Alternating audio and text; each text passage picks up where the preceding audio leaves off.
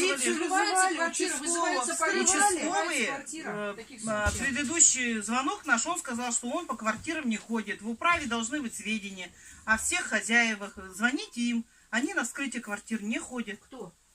Участковые. Кто конкретно вам так ответил? Ну, вот мы в отдел Гордеев или кто у нас этот Нет, участковый? вы письменно обращались или как? Нет, почему Звонили, письменно? Да, со звонка. Как это было? Мы Причем- в квартиру Зачем самостоятельно не могли объяснение, как было?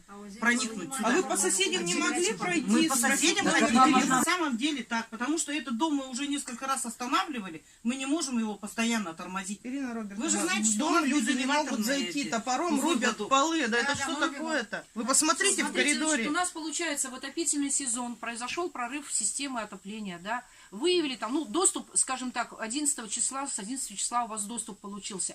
Уважаемые работники управляющей компании, мы прекрасно все знаем, да, обслуживающие организации, если в отопительный сезон у вас создалась аварийная ситуация, вы не можете попасть в помещение, существует четкий порядок, как действовать. Если вам полиция неграмотно там по телефону ответили, вы должны были уведомить управу Гагаринского округа. Мы здесь как координирующий, понимаете, организующий центр. Мы бы все вам организовали. Почему нас в известность не поставили, что здесь по дому вот такая ситуация? Сейчас вы произносите, что вы этот дом несколько раз останавливали в течение отопительного сезона. Вы ЕДС об этом уведомляли? Нет, обстановка. Вы обязаны были, любая остановка в